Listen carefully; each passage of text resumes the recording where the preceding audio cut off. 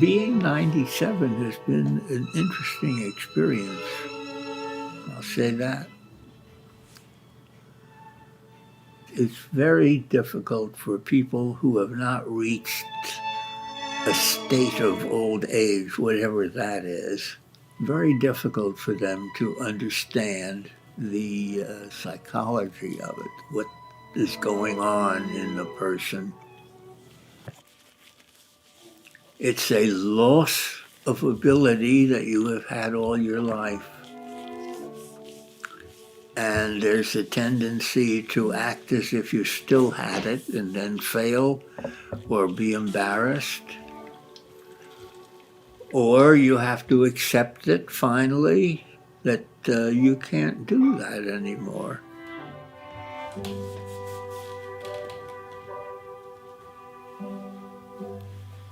That's the rational thing to do. And it would be very nice if we just all did the rational thing to do, but we don't. I can do a lot of the usual things of life, but now they are most of them done with effort and special care, and often enough with help of somebody else. And that's one of the challenges I have had, is to come to terms with the need for help.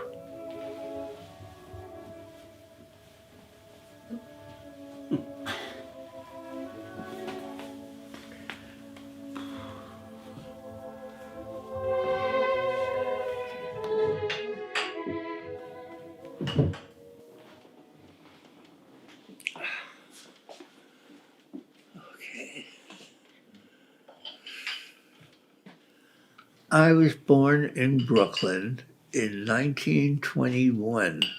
Got your coffee? Thank you.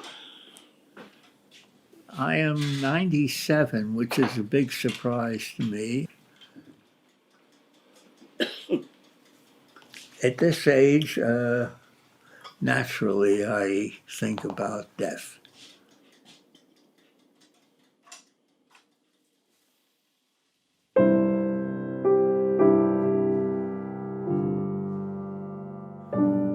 I taught philosophy in the University of California about 40 years, I guess.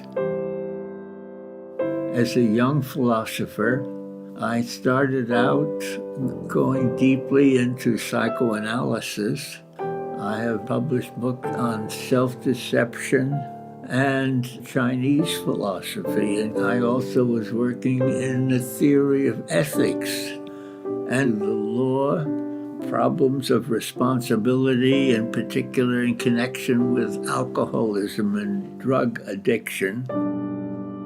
And I also wrote a book about death. And that was about 20 years ago.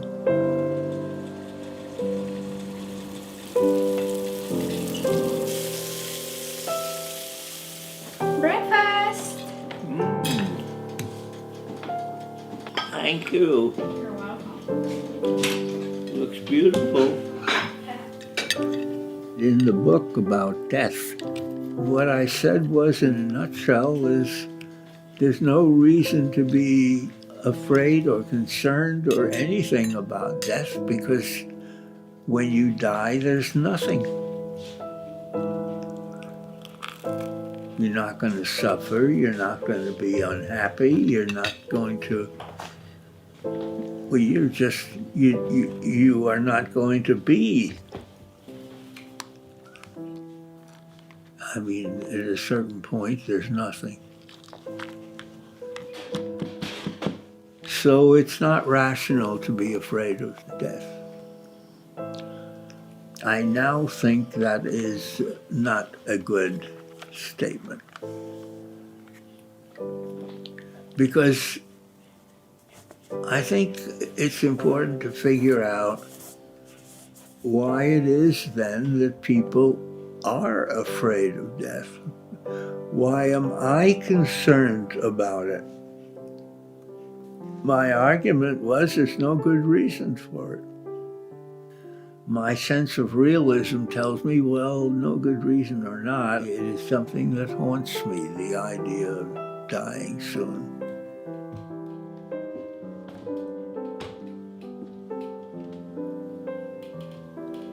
I often walk around the house and I ask myself, often out loud, what is the point of it all? There must be something I'm missing in this argument.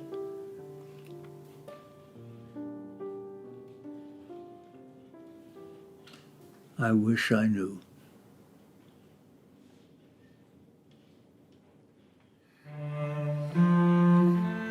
So here I am, trying to work out where I am. I still find that I am, in many ways, a puzzle to myself. I do find it very interesting to try to figure it out, what's going on. And I've spent a lot of my life thinking about such issues. But it's hard. I don't know. I just usually just drop the subject. What is the point of it all? I think I ask the question with the sense that there isn't any good answer. It's a kind of ironic question. I think the answer may be the silent answer, may be there is no point. It's a foolish question.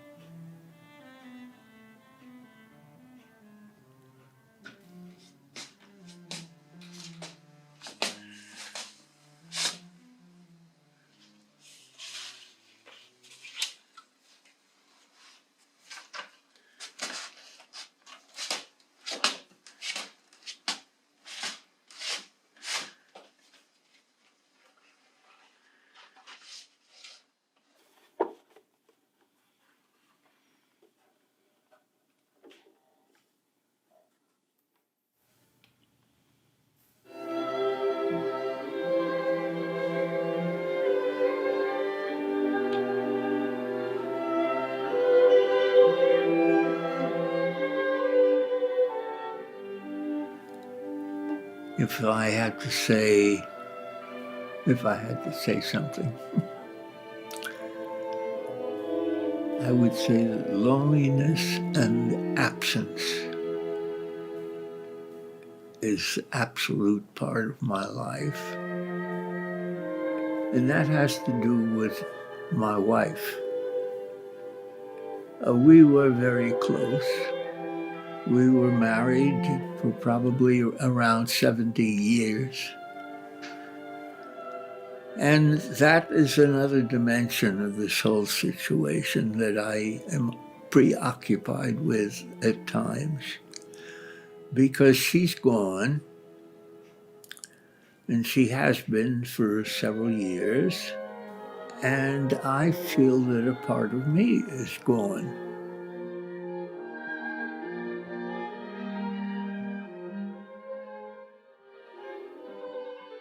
We worked together and traveled together. We were happy together. I know how fortunate I have been to have had a happy life, but half of me is gone.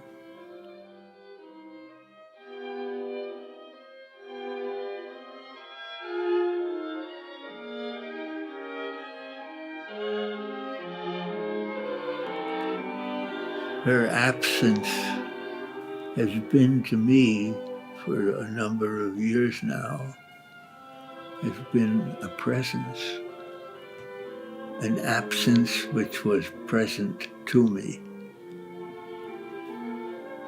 I don't know, call it emptiness, there's something missing. And of course, I realized right away that she is what's missing. And that's a very lonely thing.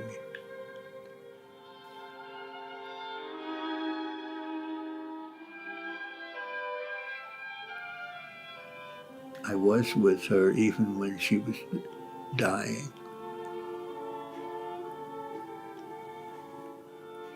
That was a difficult experience. At least we got to embrace at that time.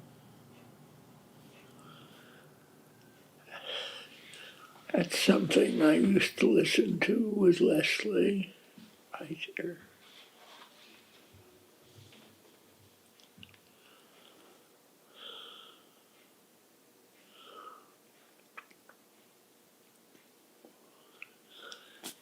And we held hands.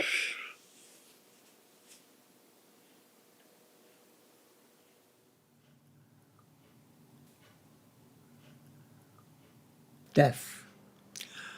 It's a frightening thought. It's something I don't want to happen. Much as I think our life in this world is often a pretty messy affair, I still would like to hang around.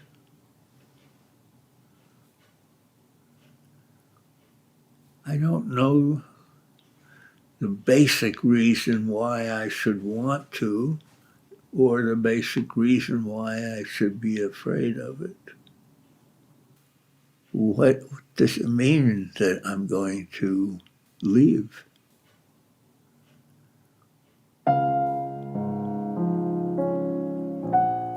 As I sit out now on my deck of the house, I look at the trees blowing a little in the breeze, and I've seen them innumerable times.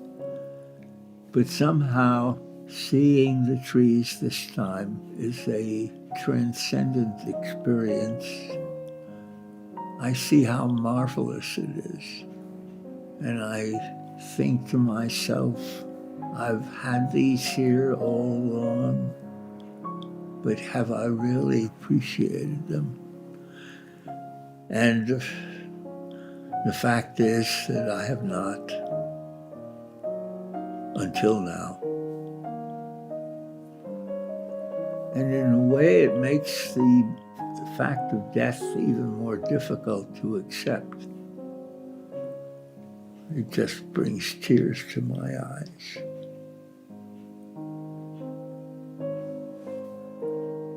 I've written books on a number of other topics, and in each case I felt that I had solved the problem. But this is not resolvable. It's not just a theoretical question for me, which so many things can be. It's the one thing that is central to my existence that I have tried to come to terms with and have failed.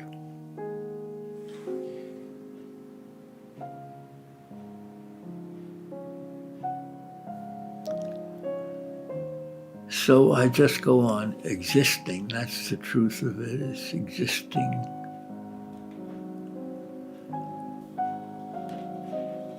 And waiting.